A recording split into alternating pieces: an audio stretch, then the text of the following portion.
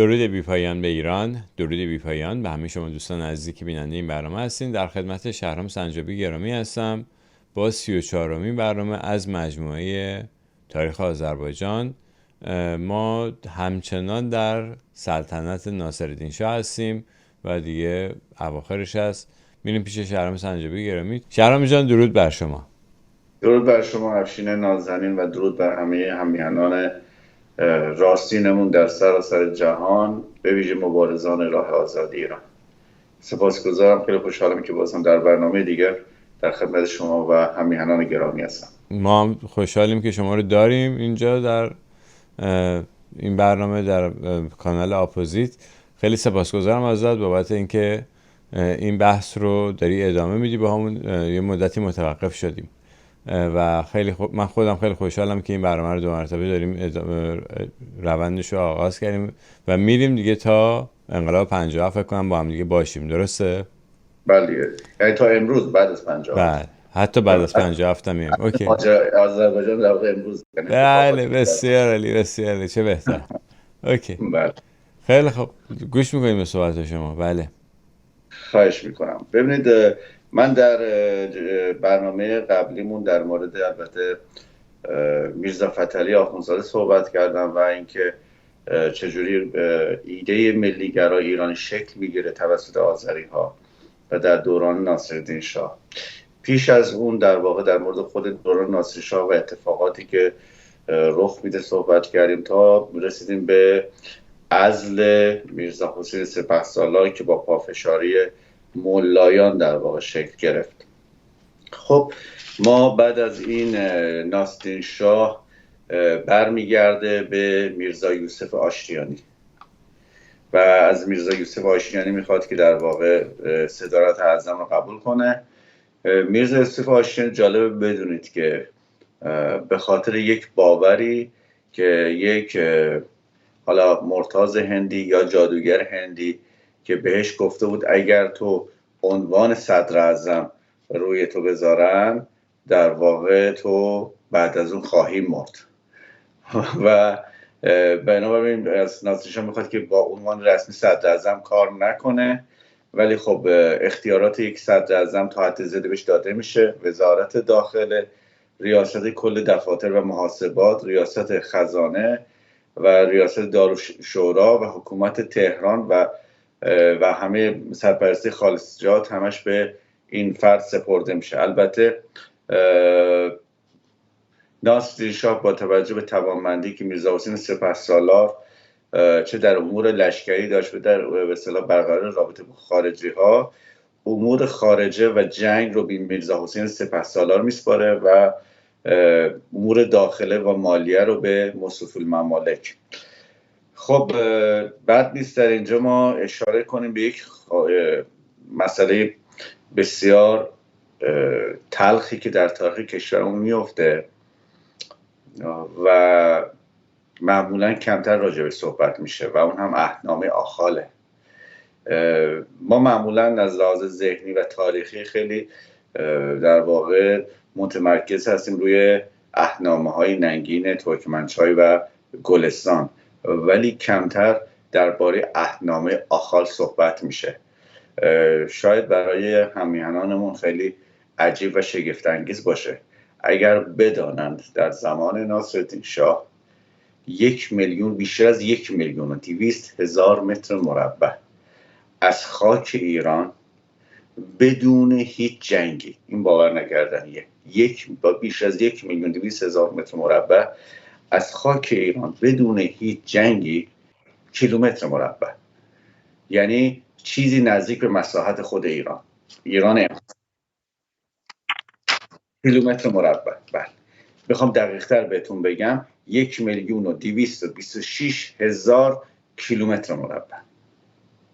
ما الان کشورمون فکر میکنم 1,460,000 کیلومتر، 640، 1,640، یعنی به اصطلاح نزدیک بهش، نزدیک به مساحت ایران، از ایران جدا میشه. این چیزی که میدونیم راجبش صحبت میکنیم همین جایی که امروز بهش میگیم آسیای میانه، یعنی کل ترکمنستان، بخشای بزرگی از ازبکستان قرقیزستان، قزاقستان و تاجیکستان در واقع بسیار ساده جدا میشه. حالا جالب بدون چجوری هست، در 21 سپتامبر در واقع 1881 یا 30 شهریور 1260 خورشیدی این قرارداد ننگین بسته میشه و مناطق خوارزم، خیبه، شرق مازندران، مرو، سمرقند، بخارا همه از ایران جدا میشن. شما میدید این قسمت ها از لحاظ تاریخی اهمیت کمی ندارن. مرو و اطراف مرو در واقع جایی هستش که سلسله اشکانی شکل میگیره. مرو شهری هستش که یکی از شهرهای مهم خراسان بودش، چه در دوره ساسانیان چه در بعد از اسلام. حتی یزدگرد سوم زمانی که داشت حرکت میکرد به سمت چین تا نیروی کمکی بیاره برای مقابله با تازیان، در همین شهر مرو کشته میشه. سمرقند، بخارا، بعد میدید این دو تا از شهرهایی هستش که جایگاه در فرهنگ ایرانی، پایه‌های فرهنگ ایرانی در بعد از اسلام استوانه‌های فرهنگ ایران هستن، هم سمرقند هم بخارا. بعدش خود بخارا جایی که امیر اسماعیل سامانی اولین حکومت ایرانی رو بعد از اسلام در واقع در اونجا بنیانگذاری میکنه.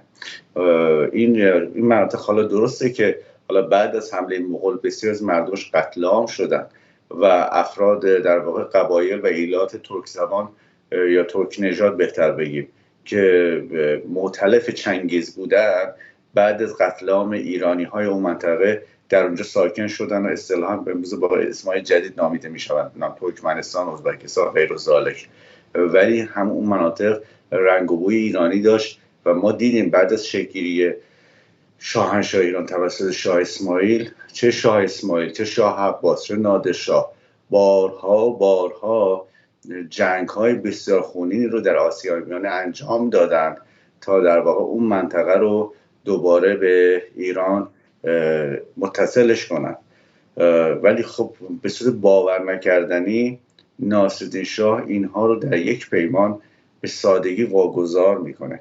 حالا ببینیم از کجا داستان شروع میشه. در سال 1863 یعنی 1242 نیروهای روس خیلی آرام میان به سمت شرق دریای مازندران، پیرامون دریاچه آرال و اونجا اون منطقه سمرقند و تاشکند رو تسخیر میکنند. حدود 5 سال بعد دوباره حرکت ادامه داره. دولت ایران هیچ واکنشی نداره، نه واکنش نظامی، نه واکنش به اصطلاح حتی سیاسی دیپلماتیک. از این لحاظ دولت ایران تسلطی هم دیگه با مناطق نداره. خانات اون منطقه، خانات ترکمن یا ازبک، به صورت خودمختار برای خودشون زندگی میکردن و حالا به اصطلاح این ایلات ترکمن های یمود یه مالیات رو در واقع به دولت ایران پرداخت میکردن و تمام، و هر کاری هم که دلشون میخواست انجام میدادن و هر دفعه که دچار قحطی و مشکل میشدن به شهرهای در واقع جنوب خراسان حمله میکردن. طبق معمول دخترها و زنهاشون رو در واقع غارت میکردن و میبردن و دولت مرکزی هم هیچ کاری در این مورد هم از دستش ساخته نبود. البته ما در این مورد یه بار در مرور تاریخ دوره فتحعلی شاه گفتیم که عباس میرزا گوشمالی بسیار سنگینی هم به این ترکمن‌های متجاوز داده بود. یعنی همیشه یک مشکلی بودن اینها از زمان صفویه، یعنی کل از استقرار ترکمن‌ها در اون منطقه همواره مشکلی شده بودن برای مردم ایرانی خراسان. به هر حال در 1868 خانات بخارا رو شکست میدن و این دفعه بخارا سمرقند حاکمیت روسیه تثبیت میشه و در سالهای 1873 تا 81 که منجر میشه به قرارداد، در واقع ترکمن‌ها رو هم سرکوب میکنند و در واقع پیشنهاد میدن که با ناصرالدین شاه که بیایم در واقع یک قرارداد مرزی ببندیم و مرزهامون رو مشخص کنیم. این خیلی جالب هستش. و ناصرالدین شاه از وزیر خارجه سعید معتمدالملک رو میفرسته به دیدار نماینده روسیه که فرد اسم ایوان زینوویوف که بشینن قرارداد ببندن. حالا من دیگه به اصطلاح بند قرارداد نمیخونم، دوستان میتونن در فضای مجازی بندهای قرارداد ببینن. واقعا فاجعه بار هستش. تمام آسیان میانه واگذار میشه که هیچ.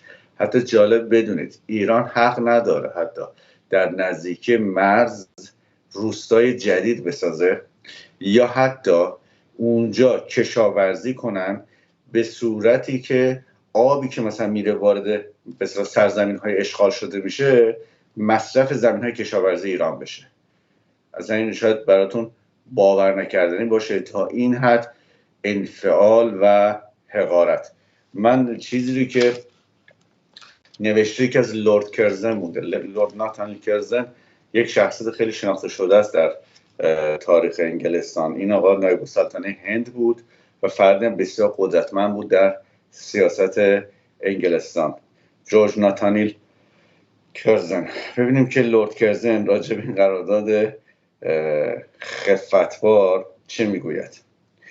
میگه روس‌ها در ضمن بستن قرارداد مرزی نخست کوههای بلند مرتفع سرحدی را در مرز خودشان انداختند. یعنی تلاش کرده که اول کوههای بلندی که بود اینا رو به عنوان مرز تعریف کنن.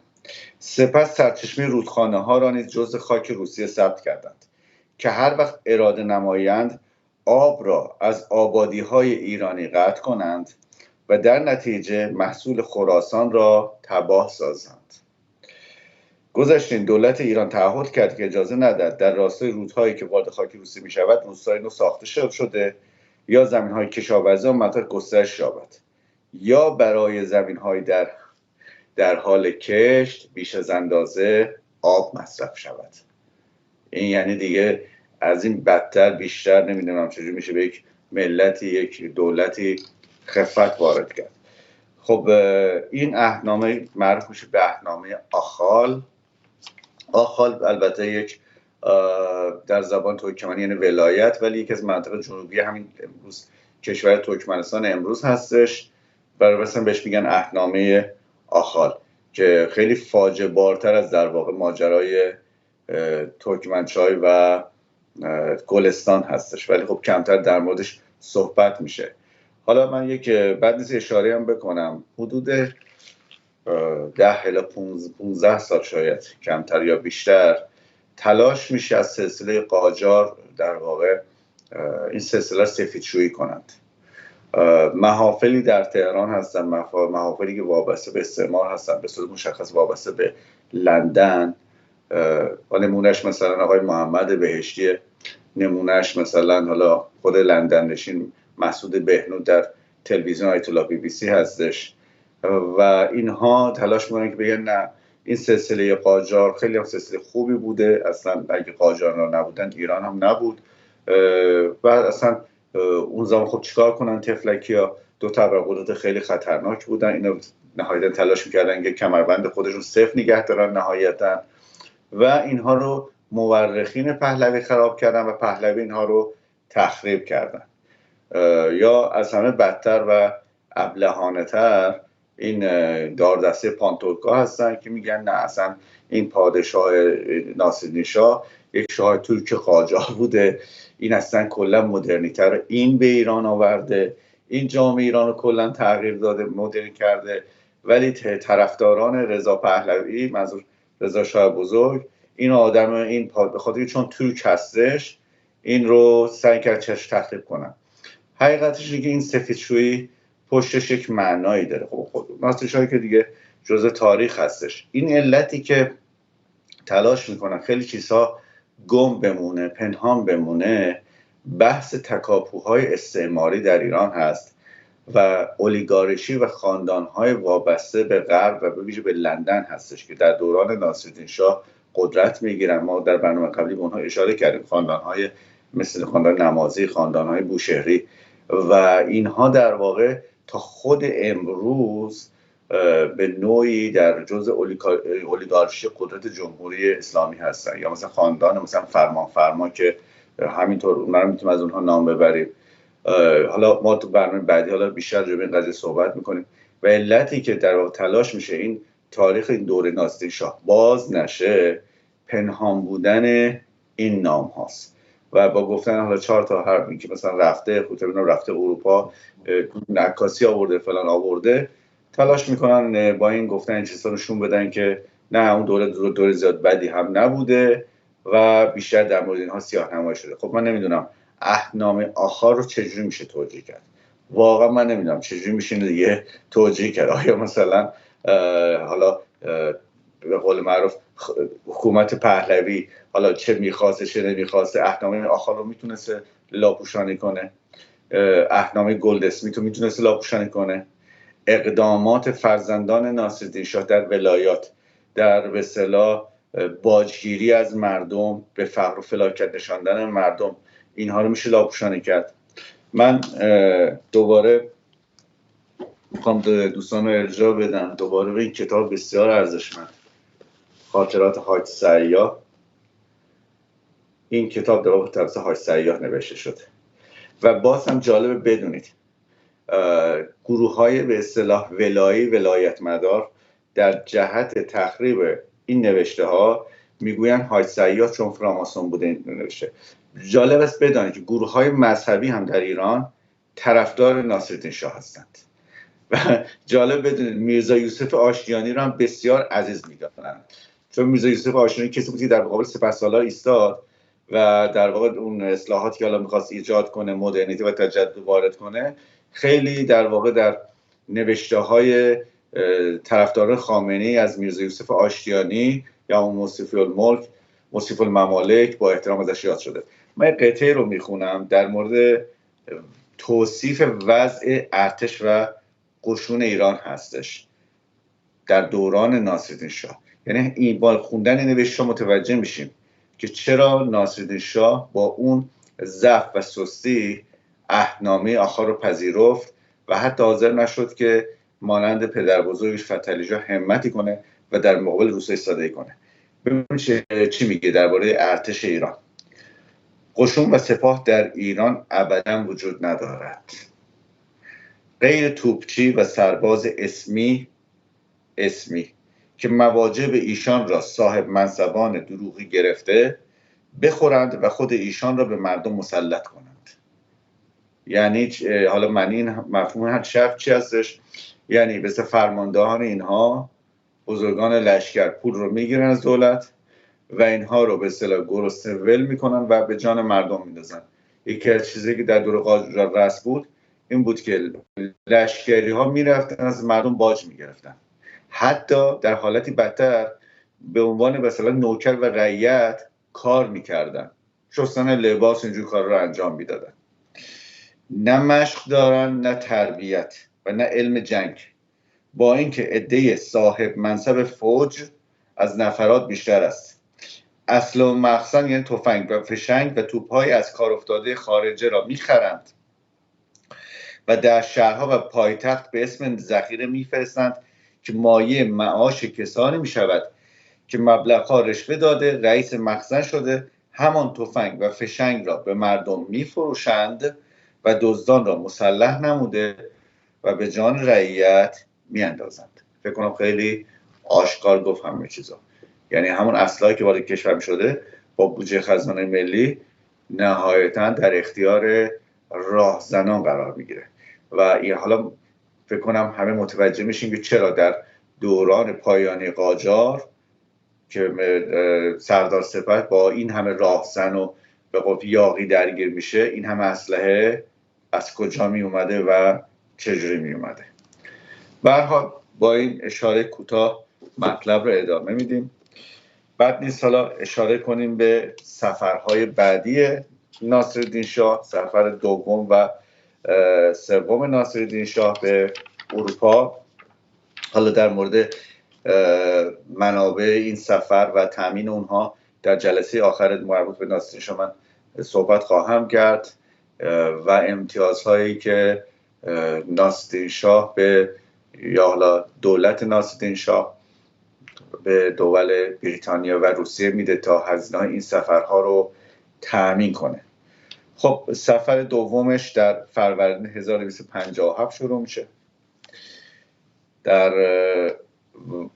1887 میلادی 18 سال قبل از قتلش و این دفعه به صورت زمینی حرکت میکنه. از کرج و قزوین و ابهر و زنجان به تبریز میرسن و مرند و از اونجا نهایتا به نخجوان، ایروان و تفلیس و اونجا با قطار به مسکو و سن پترزبورگ میمونن. 10 روز در روسیه میمونه. الکساندر دوم ازش پذیرایی میکنه. بعد با قطار میره به سمت ورشو و اونجا به برلین با ویلهلم یکم دیدار میکنه و اتفاقا ویلهلم در همینجا مورد سوء قصد واقع میشه که البته جان سالم به در میبره.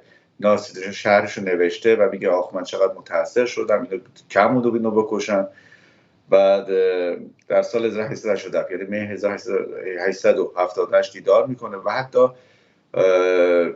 گفته ای هستش که میگویند ویلهلم قیصر آلمان نصیحت میکنه ناصرالدین شاه رو که به داد این مردم ایران برس، یعنی اینقدر این بدبختا رو عقب مانده نگه ندار، که اگر این واقعیت داشته باشه که گویا واقعیت هم هست، واقعا باعث بسی شرم و تأسف هستش که یک پادشاه اروپایی به پادشاه ایران در واقع چنین توصیه میکنه. و جالب بدونید که حالا ایشون در زمانی که میرفت خیلی مورد این سفرهایشون مورد توجه نخبگان اروپایی بود، خیلی مورد توجه روزنامه‌های اروپایی بود.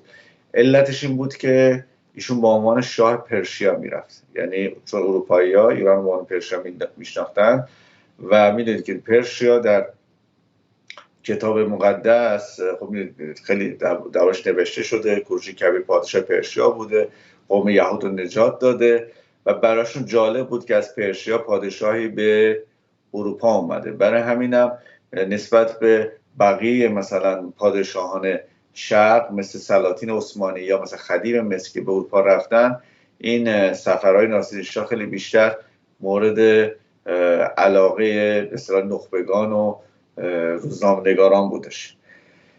به هر حال از آلمان به پاریس میره، با رئیس جمهور فرانسه شخصی بوده به اسم پاتریس دومک ماهون، با اون دیدار میکنه.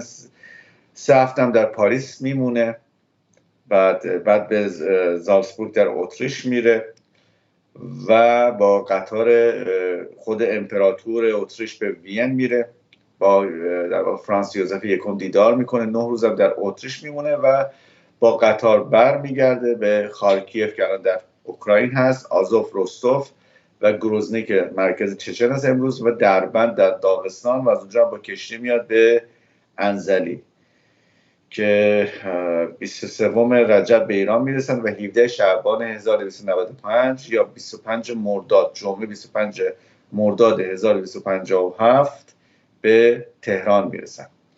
بعد نیست که بدونیم که حالا وقتی میگیم ایشون سفر میرفته چگونه و با چند نفر به این سفر حرکت میکرده. در واقع این سفرها در واقع ایشون رو همراهی میکردن.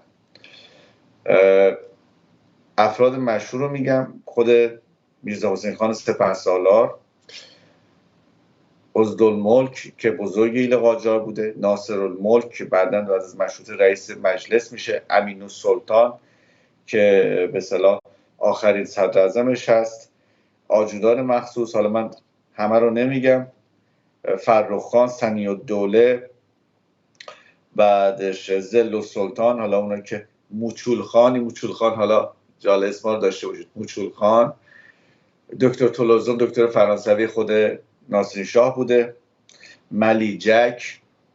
بعد افرادی هم هستن که اینها با خودشون بردن و تحت عنوان آدم ازشون نام برده ناصرالدین شاه در خاطراتش: آدم سپهسالار، آدم عضدالملک، آدم عکاس، یعنی عکاس باشی هم با خودش یک نفر رو برده، و آدم امین‌السلطنه.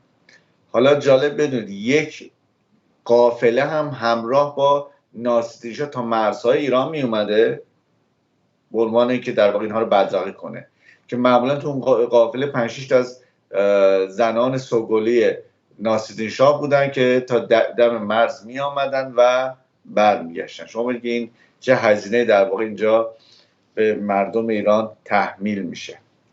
سفر سوم ایشون هم در 24 فروردین 1368، 7 سال قبل از قتلش در واقع انجام میشه. این دفعه میره به دیدن الکساندر سوم، چون پدرش الکساندر دوم فوت کرده بود، و در آلمان با ویلهلم دوم میبینه. بعد در اسن آلمان با مالک کارخانه کروپ آلمان دیدار میکنه که کارخانه اسلحه سازی داشت. بعد به هلند میره، به هارلم میره، به لاهه میره، به آمستردام میره. اونجا کارخانه کشتی سازی بهش نشون میدن، کارخانه های توپ سازی رو میبینن، باغ وحش رو میبینه، یتیمخانه های اونجا رو میبینه.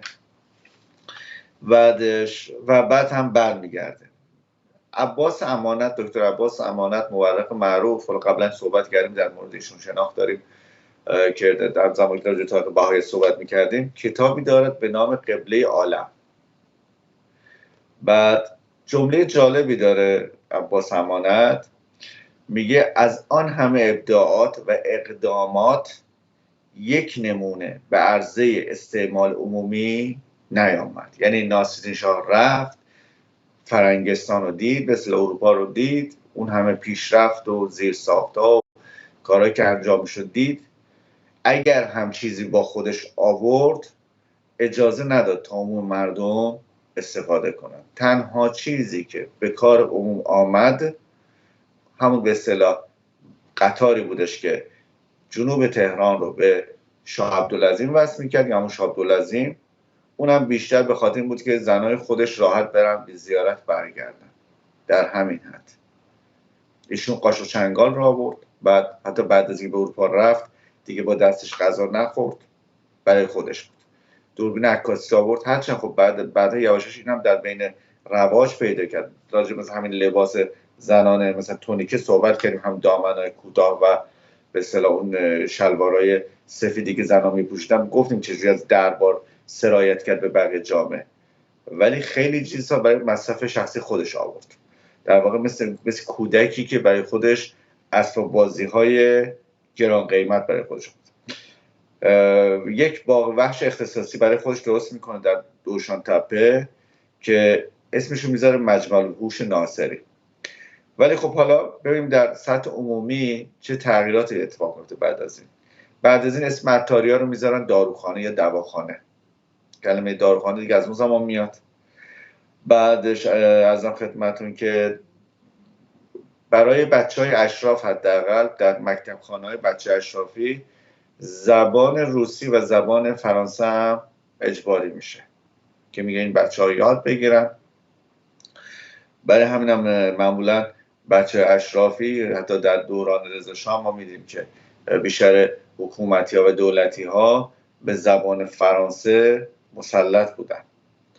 این ریشه در همون قضیه داره. بعد 2 تا بنای مشهور ساخته میشه متأثر از در واقع سفرهای ناصرالدین شاه به غرب هستش. یکی تکیه دولت و دیگری بنا شمس العلما است. این 2 تا بنا رو در واقع من توی بحث معماری ایران که داریم خیلی با شرح جزئیات بیشتر راجعش صحبت کنم. ولی هر دو این بنا از لحاظ معماری به شدت تحت تاثیر غرب هستش. کلا واقعش اینه که در اون زمان نگاه به غرب تبدیل شد به یک یوتوپیا، یک مدینه فاضله. حتی ناصرالدین شاه خب با تمام وجودشون پیشرفت رو میدید، ولی از ترس اینکه اون نگاه واپسگرا، اون نگاهی که اینکه اون ضعف و زبونی و جبنی که در وجودش بود و گمان میکرد اگر مردم حالا به قول خوش رعیت کمی از لحاظ مالی خودشون رو پیدا کنن، کمی از لحاظ فکر و سواد و شعوری برن بالا، به این و امثال این اجازه در واقع حکومت نخواهند داد. برای همینم در واقع دقیقا همین شیوه، دقیقا میشه گفتش که خامنه‌ای شیوه های ناصرالدین شاه به صورت عجیب غریبی کپی داره میکنه. دقیقا همون رفتار رو دقیقا در پیش گرفته، تو سر مردم بزنه، مردم فقیر کنه، مردم رو نادان نگه داره. دقیقا همین کار رو ناصرالدین شاه انجام میداد. و جالب بدونید که اولین اداره سانسور رو هم ناصرالدین شاه بنیانگذاری میکنه در سال 1873، در 1252 که قرار میشه تمام روزنامه و کتاب ها پیش از چاپ توسط این اداره سانسور بازبینی بشن و جلوی ورود روزنامه های چاپ شده رو از خارج بگیرن. این روزنامه‌های چاپ شده از خارج خیلی نقش مهمی داشتن در بیداری مردم یا حداقل بیداری قشر در واقع طبقه متوسط به بالای جامعه. من میتونم از مجله ملا نصرالدین مثال بزنم که به شدت به ملا حمله میکرد و در باکو چاپ میشد، و مجله کاوه که توسط به قول من مرد میهن پرست تبریزی کاظمزاده ایرانشهر اگه اشتباه نکنم در استانبول و بعدها در برلین چاپ میشد و به ایران میرسید. خود ناصری شاه میدونست اگر اینها برسد به ایران و مردم آگاه شوند جایی برای او و امثال او نخواهد بود. بر روی در مورد از بحث حالا جالب بدون بحث سانسور شد، یه یادی هم بکنم از یک روزنامه‌ای که به زبان فرانسوی قرار بود چاپ بشه، تنها یه شماره ازش چاپ شد. اونم در واقع روزنامه به همت میرزا حسین سپهسالار چاپ شد. روزنامه بود به نام وطن. حالا من فرانسوی بلد نیستم ولی اون چیزی که حالا ازش به اسم لاپاتری حالا نمیدونم، حالا دوستان که فرانسه میدونن بهتر از تلفظ اینو میدونن. این روزنامه به همین وطن گفته میشه. این یه شماره بیشتر از چاپ نشد. حالا اونم چی بود؟ چرا؟ چون در مقاله‌ای که اونجا آمده بود از آزادی و برابری نوشته شده بود که باید مردم با هم برابر باشن، آزادی داشته باشن، و این برای ناصرالدین شاه خیلی گرامی اومد. اصلا واژه‌های آزادی و برابری برای ناصرالدین شاه مثل جن و بسم الله بود. حتی همین حاج سیاد در همین کتاب بارها آورده که من وقتی مثلا در شیراز بودش، موقعی در اصفهان بودش، فرزندان ناصرالدین شاه بهش میسپارن در دیدارهایی که با این آدم دارن، فلانی این حرفایی که ما میزنیم، میگیم در اروپا آزادی هست، در اروپا برابری هست، پیش پدرمون بیرین مبادا به اون این حرفا بهشون بزنی یا چیزه. ایشون خیلی بدشون میاد و خیلی ناراحت میشه، واسه خود دردسر درست میکنی. و شما تصور کنید یک آدمی مثل میرزا حسین سپهسالار این روزنامه رو چاپ میکنه با اون قدرت، همون شماره اول قضیه توقیف میشه. بر روی در مورد تکیه دولت صحبت کردیم. تکیه دولت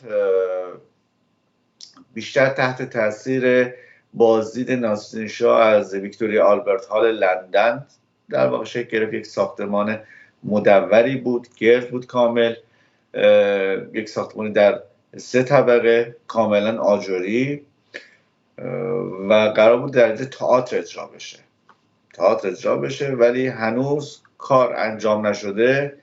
دوباره ملاها به وسط آمدن که وای باز کفر و فساد و بیدینی رو میخوان رواج بدن و ناصرالدین شاه از ترسش در واقع اینجا رو تبدیل کرد به تکیه و حسینیه و اینجا تبدیل شد به محل اجرای تئاترهای مذهبی و شبیخوانی. به شدت هم مورد استقبال قرار میگرفت، به ویژه در واقع خانم ها، و خیلی در ایام محرم از صبح میومدن جا میگرفتن تا بتونن که شبها بتونن برنامه شبیخوانی رو در اونجا ببینند. این تکیه دولت. و بنای شمس العماره هم یک بنای 5 طبقه است، ارتفاع 35 متر، کاملا متأثر از معماری غربی اون دوره هستش و در اینجا کم کم میبینید که معماری ایرانی خیلی کم رنگ میشه و معماری غربی یعنی کاملا یک معماری التقاطی داره. معماری آن زمان، معماری ایرانی آن دوران قاجار و معماری غرب. و این چون 35 متر ارتفاع داشت، بلندترین ساختمان تهران هم بودش، معروف میشه به شمس العماره یعنی خورشید عمارت ها. و ناصرالدین شاه خیلی علاقه داشت میرفت از طبقه 5 اونجا میشست و تهران رو تماشا میکرد، خیلی لذت میبرد از این کار. بعد جالبه در مورد سفرهاش یه چیزی بگم. ایشون وقتی به پاریس میره موزه لوور میبینه، آثار دوران هخامنشی رو میبینه و جالب اینجاست در خاطرش می‌نویسه خوشحاله، اظهار خوشحالی میکنه که چه خوب شده اینا رو آوردن دارن اینجا نگه میدارن. ای کاش مثلا بقیه هم میآوردن اینجا نگه می‌داشتن تا خراب نشه. یعنی میزان عجز این آدم رو ببینید که حتی عاجز میتونه خودش از نگهداری آثار تاریخی ایران. بعد با چند نفر از بزرگان اونجا دیدار میکنه در اروپا، مثلا یکیش لویی پاسور در خاطراتش، شاید کار خوبی که ناصر شاه کرده همین خاطر نویسیشه که همه چیز رو به جزئیات نوشته، مثلا چجوری حرکت کرده، از کجا با کی دیدار کرده. از در لویی پاستور صحبت میکنه که میگه با این آدم دیدار کردم، این گفت آره اگر آدمی که سگ حال گاز بگیره من میتونم درمانشون کنم، حتی که زودتر بیارشون بهتر میتونم درمان کنم. بعد خیلی براش جالب بود که این آدم برای خودش یک مدرسه پزشکی زده و داره به دانشجو درس میده. بعدش با همونطور گفتم با آلفرد کروپ آلمانی که گفتم سازنده تسلیحات بود، همین کارخانه معروف کروپ آلمان که الان هستش، با اون دیدار میکنه. بعد با فردیناند لیپس که در واقع کسی که سازنده کانال سوئز هستش، با اون دیدار میکنه، حتی نقشه هاشو میبینه که قرار بوده اروپا و آسیا رو با راه هم بموصل کنن. با یکی از برادران رایسشاه دیدار میکنه، رایسشاه که هنوزم در انگلستان که خاندانهای بسیار قدرتمند جهان هستن. اونجا این برمیگرده به ناصر شاه برمیگرده میگه که از شما خواهش میکنم که در واقع نسبت به مراقبت از بعضی یهودیان بیشتر توجه کنید که یهودی اذیت نشن در ایران.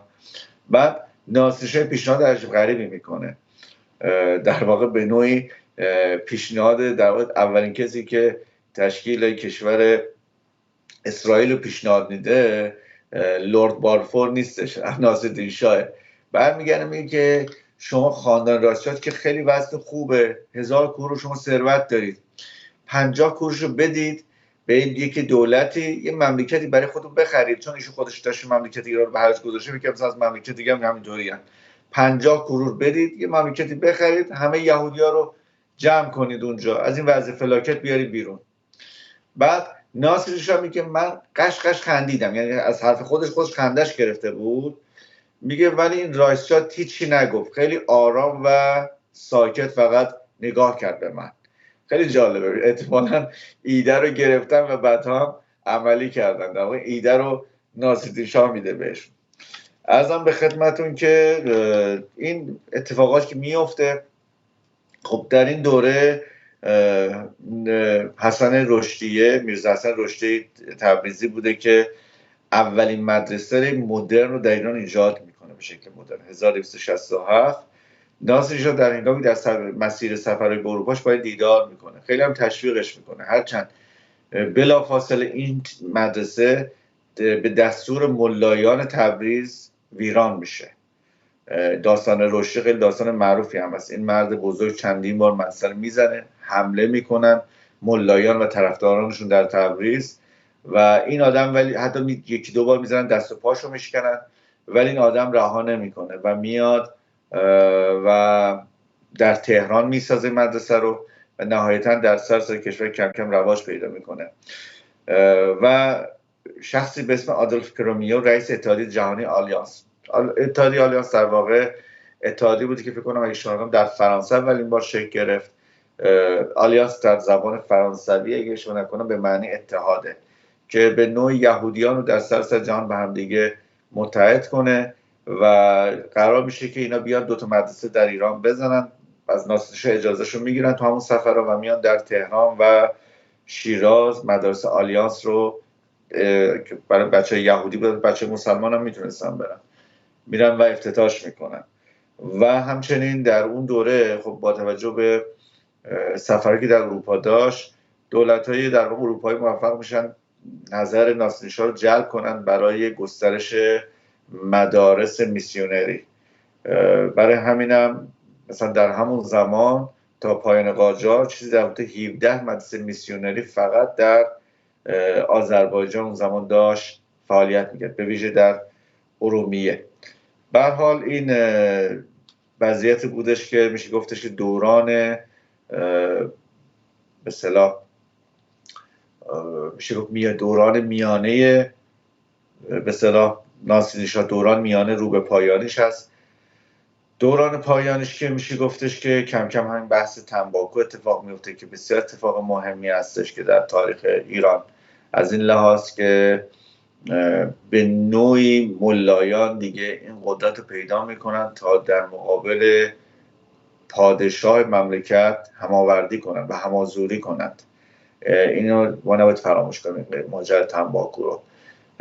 و میشه گفتش که پایه های انقلاب 57 به نوعی در همین ماجرای فتوای تنباکو هستش که البته خود مورخین جمهوری اسلامی روی این قضیه خیلی تاکید میکنن. برای همین شما در کتاب‌های درسی جمهوری اسلامی نگاه کنید، خیلی روی این قضیه فتوای تنباکو مانور داده میشه. همچنین ما در برنامه حالا به پایانی دوره قاجار صحبت میکنیم از امتیازاتی که داده میشه در مورد بانک ها، مثل بانک استقراضی روسیه یا بانک شاهنشاهی که به انگلیس‌ها داده میشه، و بحث به اصطلاح ضرب سکه و نقش حاج امین‌الضرب صحبت میکنیم و وابستگی این امین‌الضرب به بریتانیا و امتیازی که ناصری‌شاه به این میده برای ضرب پول و سکه به حاج امین‌الضرب. و عرضم خدمتون که و نهایتاً بحث ترور ناصرالدین شاه هستش در زمانی که امین‌السلطان صدارتش رو به عهده داره و چه اتفاقاتی بعد از اون میفته که بعد از اون ما وارد دوره مظفرالدین شاه و دوران مشروطه خواهیم شد. سپاسگزارم از وقتی که به من دادید. اگر سوالی هست، پرسشی هست، من در خدمتتون هستم. بله، سپاسگزارم ازت. یه چند تا نکته بود که میخواستم بگم. یکی این که حالا به باور من این پادشاهان قاجار یا حتی پادشاهان صفوی اینا واقعا پادشاه نیستن، اینا به نظر من سلطان یا خلیفه اسلامی هستن. فکر کنم قبلا هم راجع بهش صحبت کرده بودیم. حیفم میاد از اینکه کلمه شاه رو به کار ببریم برای این آدمایی که واقعا دشمنی کردن به ایران و به ایران صدمات زیادی زدن. یکی این مطلب. یکی این که راجع به خاطرات های سعیه اشاره کردی به کتابش. خواستم میگم که کتاب صوتی خاطرات های سعیه هم روی کانال یوتیوب آقای ناصر زراعتی موجوده، کامل خوندن، خیلی هم قشنگ و خوب خوندن. اونجا میتونین گوش بدین اگر میخواین، مثلا 8-9 قسمت 4-5 ساعتی هر کدومش، چون کتاب بزرگه. و بعد هم راجع به یه دوستا سوال هم ازت داشتم. این امین‌السلطان همون کسی که بعداً در زمان فکر کنم محمدشاه ترور میشه، درسته؟ این همون امین‌السلطان یه پسرمونه، اتابک اعظم. بله، همونی که ترور میشه بعداً. بعد یکی هم الکساندر سوم هم اونم ترور میشه و این پدر همین نیکولاییه که بعداً دیگه آخرین تزار روسیه است، درسته؟ اونجا هم بله دیگه. نهایت همین اون ماجرای دکابریسه که بهتون گفتم از اونجا شروع شد و درگیری‌های روسیه در واقع شکل گرفت.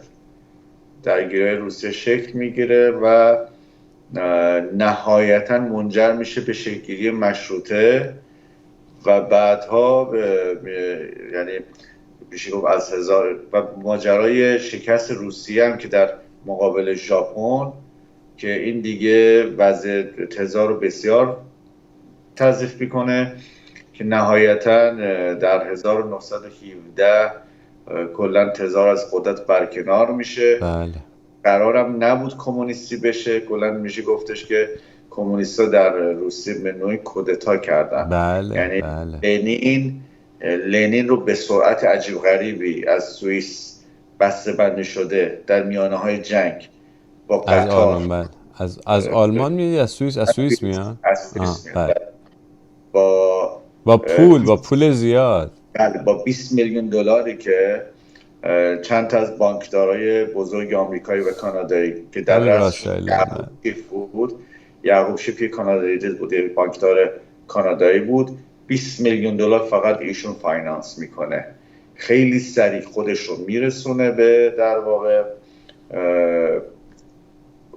مسکو و کل بازی عوض میشه، اصلا ماجرای به سمت دیگری میره و علیرغم حال مقاومتی که میکنن طرفداران تزار و میدونید که یه جنگ داخلی چند سال 3 سال جنگ میکنن، تقسیم میشن بولشویک منشویک و جنگ های بسیار زیاده هم میشه و نهایتا خب موفق میشن همه رو سرکوب کنن و یک دوره بسیار سیاهی رو بر مردم در واقع روسیه تحمیل میکنه. یک دوره 70 ساله بسیار دوره سیاهی هستش. یعنی و عجیبا بدونید که شما بدونید که اینها هم یکی از مهمترین کارهایی که انجام میدن، حالا به غیر از اینکه پول مردم مصادره میکنن، سرمایه مردم مصادره میکنن، هویت زدایی و اخلاق زدایی هستش. یعنی دو تا چیز از بین میبره. یکی هویت ایرانیه، مناطق اشغالی در توسط روسا، یعنی همین آسیای میانه که صحبتشو میکنیم، همین قفقازی که صحبتشو کردیم، به شدت تلاش میکنن هویت ایرانی رو توی مناطق از بین ببرن کامل. همه کاری هم انجام دادن واسه این موضوع. تو خود روسیه هم تلاش میکنن اصلا اون هویت و فرهنگ روسی رو از بین ببرن. یعنی شما بعد از فروپاشی شوروی دیگه هیچ اون مثلا شما قرن 19 وقتی راجع روسی صحبت میکنیم، دوران شکوفایی روسیه هست. یعنی بعد از یکاترینا شما مثلا در علوم پایه، در ریاضیات، شیمی، موسیقی، بعد ریاضی، چقدر افراد شاخص و نامدار دارید. حتی در ادبیات روس. خب شما ببینید چه بلایی سر روسیه اومد بعد از 1991 که حالا کمونیستی از بین رفت. دیگه افراد مطرح به اون صورت در کشور روسیه در سطح جهان نمیبینید. مثلا بلایی که سر همین آسیا میانه و قفقاز آوردن، اتفاقی که در اونجا افتادش و در واقع یه کاری کردن که مثلا مردمان اون منطقه رو حالا یا نسبت به ایرانی حالا بی‌تفاوت کنن یا ذهنیت منفی ایجاد کنن. و یه چیز جالب به شما بگم، در مورد شما مسائل مربوط اتفاقات رخدادهای روسیه رو مطالعه میکنید، به صورت باور نکردنی شباهت‌های عجیب و غریبی بین جمهوری اسلامی و حکومت کمونیستی می‌بینید، به ویژه در اول و آخرش. یعنی وقتی که اقدامات لنین رو ببینید، یعنی ببینید چیکار کرده لنین، مثلا مو به موی اقداماتی که لنین انجام داد خمینی انجام میده. کشتار بزرگان روسیه، بعد ازم خدمتتون حتی هیتلر هم شبیه همین کارا رو انجام داده. یعنی میخوام بگم که این یه پترنه، مثل یه الگوه. حالا من فقط اینو باید بگم که این پدر الکساندر سوم که الکساندر دوم باشه، این تنها شاه اروپایی بود که زیر بار بانک مرکزی نرفت، زیر بار تأسیس بانک مرکزی نرفت و اینجوری شد که از همونجا این بانک‌ها باش در افتادن. و زمانی هم که اینجا در آمریکا جنگ داخلی شد، شمال جنوب شد، خب اینم باز یه توطئه بانک‌ها بود یه جوری. یعنی تئوریایی هستش که اینو مطرح میکنه و الکساندر دوم میاد به کمک لینکلن. یعنی باز تنها دولت اروپاییه که دخالت میکنه و میاد به کمک لینکلن، کشتیاش میفرسته به سان فرانسیسکو که اونجا از لینکلن حمایت بکنند و طرفداری بکنند و اینم در ذهن این بانکدارا میمونه که انتقامی بگیرن ازش. یعنی بی دلیل نیستش که لنین با اون همه پول بانک ها بلند میشه میاد اونجا، به خاطر اینکه اینا نقشه کشیده بودن، چون روسیه بیشترین منابع و ریسورس ها، منابع طبیعی رو داره در بین کشورهای اروپایی. کشور بسیار ثروتمندی هست و برای همین به این روز انداختنش. به لحاظ منابع طبیعیشو میگم ثروتمند هست و میتونه پتانسیل ثروتمندترین شد تبدیل شدن به ثروتمندترین کشور اروپا رو داشت واقعا و یه جورایی انتقام گرفتن ازش به نظر من. کاملا. البته تنها کشور اروپایی نبود که در جنگ‌های داخلی دخالت کرد. بریتانیا هم تو این قضیه دخالت میکرد و به اصطلاح جنوبی ها کمک‌های خیلی زیادی میکرد. این ضد لینکلن. بله دقیقاً این کار انجام میداد. ببین حالا من جالبه، من این داستان‌های پایانی 10 سال آخر شوروی مطالعه میکنید، خیلی شباهت عجیب و غریبی داره به اتفاقاتی که در همین جمهوری اسلامی الان داره میفته. شما مثلا در سیستم شوروی اولا فساد رو به صورت عجیب غریبی میبینید، باور نکردنی. مثلا من با یه مدتی من کوتاه در روسیه بودم، صحبت باشون میکردم، میگفت اون اواخر اصلا شما در قصابی میرفتید گوشت نبود. اصلا چجوری گوشت نبود؟ مثلا اداره گوشت می آورد، مثلا اون حالا کشتارگاه اینا می آوردن، بعد سریع اون قصابه گوشتا رو پنهان میکرد. بعد میرفت مثلا آقا گوشت تموم شده، گوشت نداریم، ولی خب ما خودمون یه جای کشتار پنهانی داریم توی مثلا روستای فلان، بعد کسی نفهمه، من خودم میارم واسط میارم، حالا قیمت چند برابر، 3 برابر. حالا خود این قصاب هماهنگه، هم با پلیس هماهنگه، یعنی باجشو میده به بقیه. بله. عصر میاد همون گوشتی که از دولت گرفته همونو به اسم در واقع کشتار در روستا به این تحویل میداد. یعنی با این وضعیت بعد خب ما دیدیم شکست فضاحتبار و دخالت بیمورد در افغانستان بود دقیقاً ما ببینیم دقیقاً همین توی سوریه و لبنان برای جمهوری اسلامی اتفاق افتاد. بعد از اون خدمتون که انگولک کردن قومیت ها و تحریک کردن اونها توسط به صورت عجیب و غریبی مثلا توی توسط دولت مرکزی مسکو داشت انجام میشد. مثلا میگم یک موردش در مورد گرجستان، اینها اومدن خب سالهای سال بعد از سالا، چه در دوران تزارها چه بعد از تزارها، خط و الفبای گرجی در مدارس تدریس میشد. یهو در همون زمان گورباچوف گفتن آقا دیگه از این بعد فقط الفبای خط الفبای روسی هستش، که منجر شد به خشم شدید گرجی ها و اتفاقا اولین ملتی که در واقع بلند شدن و خواستار استقلال شدن مردم گرجستان بودن. یعنی همه چیز حساب شده بودش. شما باید میبینیم حتی همون زمان خیلی از همین درگیری های قومی که شروع میشه، حالا بین آذری ها، ارمنی ها یا قومیت های دیگر، دقیقاً استارتش دقیقاً در همین دوران اواخر شوروی هستش که اینا رو به درگیری میکشونه. یا مثلا چیز جالب به شما بگم، اون به دوران پروستریکا و گلاسنوست که اصلا شروع شده بود، اون اواخر آوردن از غرب یک گروه معروف راکن رول آوردن، متاسف اسمش خاطرم نیستش. این گروه بزرگترین میشه گفتش که کنسرت فضای باز رو در تاریخ اجرا کرد. یعنی نمیدونم 1 میلیون نفر یا بیشتر آدم جمع شد در اونجا. یه چیز اصلا عجیب و غریب به شکل به اصطلاح صحنه عجیب و غریب شکل گرفت. این خواننده معروف انگلیسی بودش که اصالتا پارسی زرتشتی هم هستش. چیز رو میگی؟ فردی مرکوری رو میگی؟ نه میخواستم با مقایسه کنم. فردی مرکوری یه دونه در واقع در لندن در ورزشگاه ویمبلی اگه اشتباه نکنم بله بزرگترین چیز اجرا کرد، کنسرت رو برگزار کرد که همون ترانه کوین رو میخوندش. بله اون اصلا واقعا چیز عجیبی بود اون فردی مرکوری. بله فردی مرکوری که نشدنیه. خوانندگان تمام تاریخ بود. بله. بعد من میخواستم از لحاظ جمعیت مقایسه کنم. بله. اینها اومدن برای مردمی که 70 سال بود کاملا محدود شده بودن، یعنی روسا رو اینا خفه کرده بودن.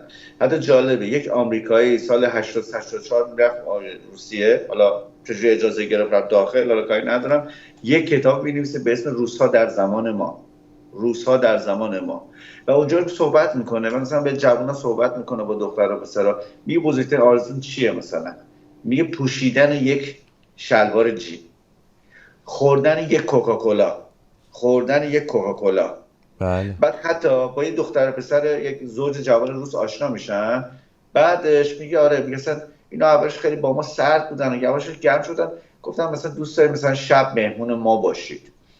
بعد اگه میخوایم بیاین شب مهمون ما هم رفتیم باشید. میگه مسافتی مونده بون مجتمعی که اونجا بودن، گفتم همینجا وایسید، ما میریم بالا با چراغ روشن خاموش میکنیم، شما بیایید. گفت آخه چه کاریه؟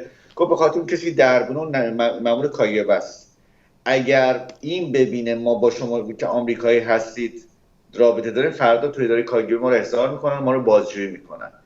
بعد میگه رفته بودن دیده بودن که اون دربون خوابیده و میگه رفتیم به اصطلاح چراغ روشن خاموش کرد، ما رفتیم، به ما گفت حالا طبقه چند دوم شما چند آپارتمان، میگه رفتیم تو آپارتمان، یهو اصلا رفتار اینا کلا عوض شد، آدمایی شدن بسیار گرم، بگو بخند، میگه تا صبح با ما خوردن و نوشیدن و زدن و رقصیدن. حالا با این تفاصیلی که میگم، حالا این میخواستم بگم برای اون مردمی که اون همه سرکوب شده بودن، آوردن اون کنسرت رو برگزار کردن، مردم با این سرگرم کردن. بعد آوردن مثلا چیکار کردن، مکدونالد یا شعبه باز کرد تو مسکو. بله. بزرگترین صف تاریخ شکل گرفت. 3 روز تمام مردم تو صف بودن، فقط یه دونه مکدونالد. حالا میخوام اینو مقایسه کنم با اتفاقاتی که تو ایران دارن انجام میدن یواش. دقیقاً اون همون الگو داره اجرا میشه. مثلا زمانی که ایام انتخاباتی بود، یه خانومی میاد از باکو، یه خواننده از باکو میاد تو تبریز کنسرت برگزار میکنه در حضور مسئولان شهری و به اصطلاح استانی. یه اقداماتی دیگه که حالا میبینید داره میشه و اینا همش اقداماتی دقیقاً همون الگوی شورویه. یعنی مردم رو با توجه که مردم ایران به شدت سرکوب شدن دارن سرگرم میکنن، چون همون زمان مامورین کاگب داشتن شوروی رو بین خودشون تقسیم میکردن، صحبتاشون رو میکردن، کدوم جمهوری، کدوم منابع، گاز مالکیه، نفت مالکیه، و مردم رو با این چیزا داشتن سرگرم میکردن. الان هم دقیقا تو پروسه پوست اندازی ما همه داریم میبینیم که فلانی اینجوری کنسرت برگزار کرد، بله، فلانی اینجوری البته برگزار کرد. شرایط عوض شده، خیلی تغییر کرده. یعنی این ظهور اینترنت و بالاخره این آگاه تر شدن مردم و اینا خیلی شرایط عوض کرده. حالا امیدواریم که اون الگوها اجرا نشه دیگه، ببینیم چی ولی میشه. دارن تلاششون میکنن. دارن بله، تلاش درسته. سپاسگزارم از شهرام جان میکنن. و تا ایداری بعد. بدرود. بدرود.